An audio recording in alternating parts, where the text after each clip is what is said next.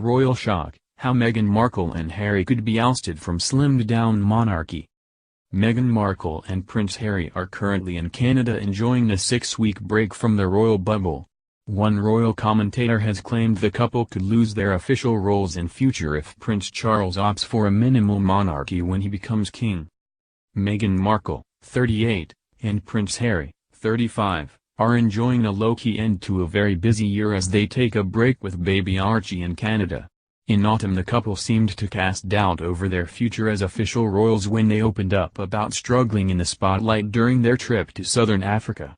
While at 93 the Queen shows little sign of stepping down, there is growing speculation Prince Charles will trim down the number of working royals there are when he becomes king.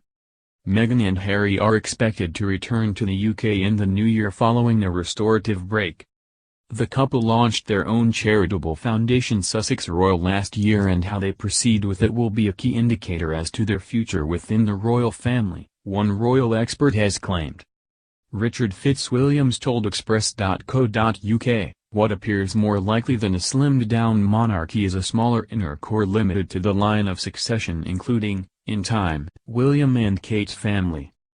As Prince Harry is sixth in line to the throne and unlikely to ever be king, he may be missed out of this inner core."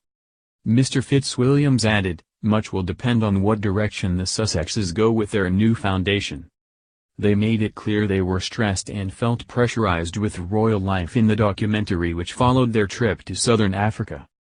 While the Queen and Prince Philip still have hundreds of royal patronages each, an increasing number have been handed down to younger family members in recent years.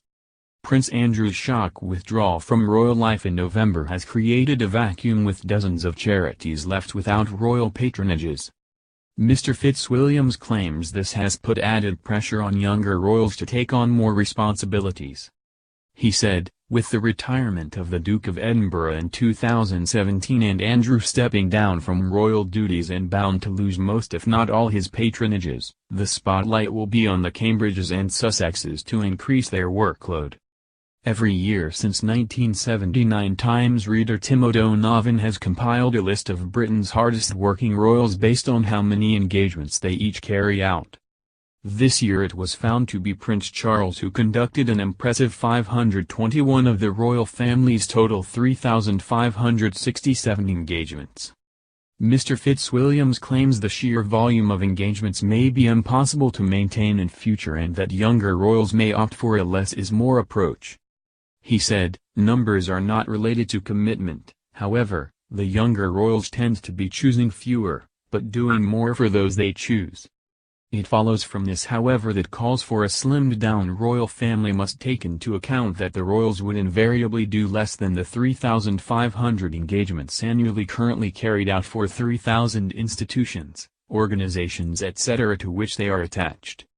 He added, "Royal patronages give a charity a unique cachet, also they increase its profile, help its pulling power as prices for functions rise if a royal is present and often give it access to historic venues for events."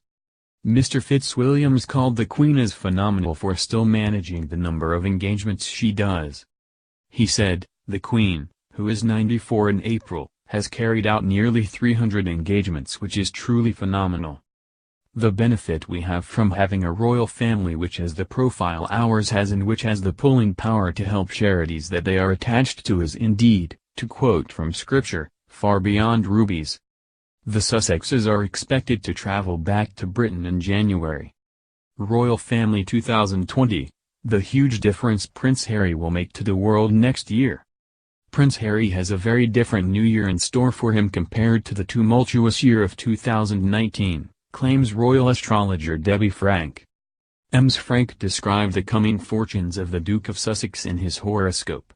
She said, "Gone is the sense of confusion that made him feel rather lost in terms of direction, and it seems likely he will emerge with a greater sense of purpose." The solar eclipse of Jupiter on the Boxing Day just gone suggests he is setting up something that will come to light around 5th of July. This is when the eclipsed full moon in Capricorn lands on his ascendant. Harry has always been able to connect with people in need, and in 2020 he will establish himself as a rather more powerful and mature figure. He is actually capable of making a huge difference to the world if he can harness his transformative power. The royal family and the Duchess of Sussex's mother Doria Ragland enjoyed time in one of the most idyllic spots on Vancouver Island. Their presence in Canada had been confirmed before Christmas by Prime Minister Justin Trudeau. It has been reported that some royals had urged Harry and Markle to return from abroad to spend Christmas in the UK, following the hospitalization of Prince Philip. The 8-bedroom gated estate on Vancouver Island, Canada, boasts 2 beaches and views across the peninsula from the 4-acre property. At present Meghan and Harry are still on a sabbatical from their royal duties and are staying in Canada for the holidays. Their focus is to spend time with their son Archie. They spent Thanksgiving in the US and Christmas in Canada this year. The new year will be a busy time for the royal family, and many speculate a turbulent time as there will be a royal wedding, milestone birthdays, wartime anniversaries and lawsuits against the press. Princess Beatrice is getting ready to marry, while Prince Andrew turns 60, the Princess Anne 70 and Prince Philip 99. But after Andrew quit royal duties in November over the scandal surrounding his friendship with convicted sex offender Jeffrey Epstein, it is likely the celebrations for his birthday on February 19 will be low-key. The year 2020 also poses the question of what's next for the Queen's second son as he begins the year without a royal role. Andrew has been called on by lawyers for Epstein's alleged victims to give a statement to the American authorities. He also still holds his military appointments, but whether he will take part in the Trooping the Colour celebrations for the Queen's official birthday in June remains to be seen.